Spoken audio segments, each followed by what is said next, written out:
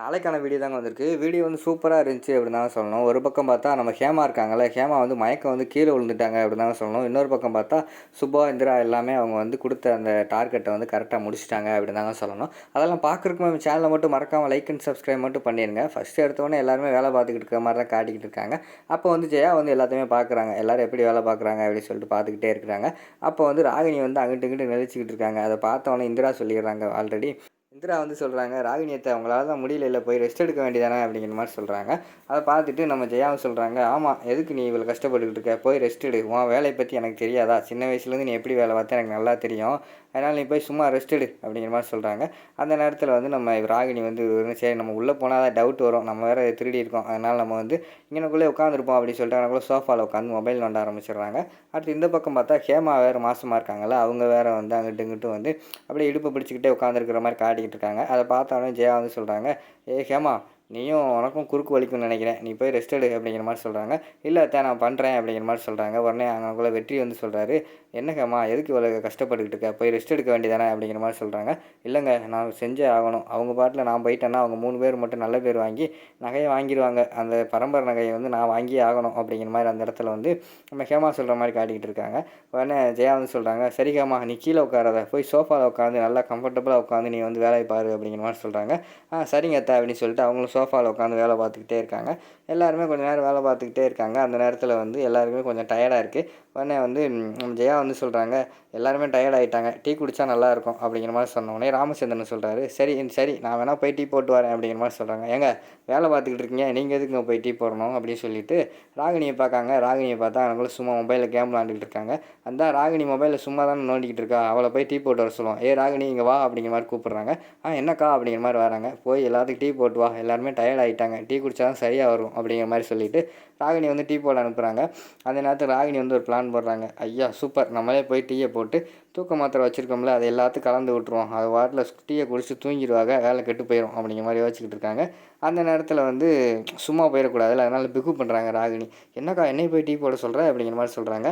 ஆமாம் நீ தான் போய் போடணும், பார்த்தேல எல்லாருமே வந்து வேலை செஞ்சுக்கிட்டு இருக்காங்க, போய் அவங்க டீ போட்டால் வேலை கெட்டுரும், நீ சும்மா தானே இருக்க, போய் டீ போட்டு வா அப்படிங்கிற மாதிரி வந்து ஜெயா சொல்கிறாங்க.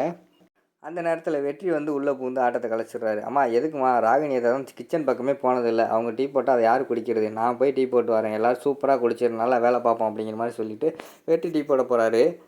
அதை கேட்டோடனே ராகினிக்கு வந்து பயங்கரமான கடுப்பு வந்துடுது. சார் நம்ம எல்லாத்தையுமே தூங்க வச்சலான்னு பார்த்தா இந்த பிளான் இப்படி ஆயிடுச்சே, இந்த வெற்றி உள்ளே புகுந்து எல்லாத்தையும் கெடுத்துட்டானே அப்படிங்கிற மாதிரி சொல்லிவிட்டு அவங்க வந்து அந்த இடத்துல யோசிச்சுக்கிட்டு இருக்கிற மாதிரி காட்டிக்கிட்டு இருக்காங்க. சரின்னு சொல்லிவிட்டு போய் நம்ம வெற்றி வந்து டீ எல்லாம் போட்டு கொண்டு வராங்க. எல்லாருமே டீ குடிச்சிட்டு திருப்பி எல்லாருமே வேலை பார்த்துக்கிட்டு இருக்காங்க. ஒரு ஸ்டேஜில் பார்த்தா எல்லாருமே தூங்கிடுறாங்க. அதாவது சந்திரா, ராகினி, ஜெயா, அதுக்கடுத்து இவங்க இருக்காங்க ராமச்சந்திரன், எல்லாருமே தூங்கிடுறாங்க. இவங்க மட்டும் வேலை பார்த்துக்கிட்டு இருக்காங்க. யார் யாருன்னா காவியா, இந்திரா, சுபா, அவங்க 3 பேர் தான் வேலை பார்க்குறாங்க. எல்லாத்தையுமே பேக்கிங் பண்ணிக்கிட்டு இருக்காங்க. அந்த நேரத்தில் வந்து அந்த ஆஃபீஸர் இருக்காங்கல்ல, அதாவது ஆர்டர் கொடுத்தாங்கல்ல, அவங்களுக்கு வந்து கால் பண்ணிட்டாங்க. சார் எல்லாமே முடிஞ்சு போச்சு, வந்து ஒரு டைம் செக் பண்ணிவிட்டு வாங்கிட்டு போங்க அப்படிங்கிற மாதிரி வந்து சுபா சொல்கிறாங்க.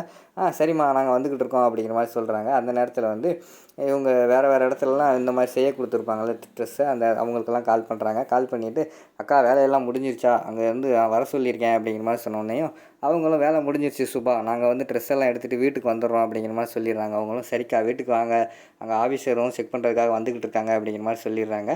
சரின்னு சொல்லிட்டு வேலையெல்லாம் முடிஞ்ச பிறகு எல்லாத்தையும் எழுப்புறாங்க. இந்திரா எல்லாருமே சேர்ந்து எல்லாத்தையும் எழுப்புறாங்க. எந்திரிச்சோன்னே ஜெயா வந்து சொல்கிறாங்க, ஐயோ இவ்வளோ நேரம் தூங்கிட்டேனா, சாரி இந்திரா, சாரி சுபா, நான் வந்து கொஞ்சம் அசந்து தூங்கிட்டேன், மன்னிச்சுக்கோங்க அப்படிங்கிற மாதிரி சொல்கிறாங்க. அத்தா இதில் என்னத்த இருக்குது, நீங்கள் எல்லாம் வேலையை முடிச்சுட்டு தான் தூங்குனீங்க, சும்மா பேக் தானே பண்ணிக்கிட்டு இருந்தோம், அதை நாங்களே பண்ணிட்டோம் அப்படிங்கிற மாதிரி சொல்கிறாங்க.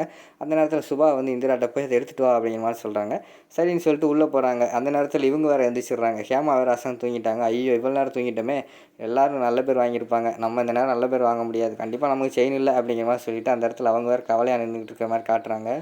அதுக்கப்புறம் வந்து இந்திரா வந்து உள்ளே போனாங்களா, அவங்க வந்து உள்ளே இருந்து ஒரு டிசைன் மாதிரி எடுத்துகிட்டு வராங்க துணியில். இது என்ன சூப்பராக இருக்கே அப்படிங்கிற மாதிரி வந்து ஜெயா கேட்குறாங்க. அத்தா இது உங்களுக்கு தான், நாங்கள் தான் செஞ்சோம், எங்களுக்காக நீங்கள் எவ்வளோ ஹெல்ப் பண்ணியிருக்கீங்க, அதனால் உங்களுக்காக செஞ்சோம் அப்படிங்கிற மாதிரி சுபா சொல்கிறாங்க.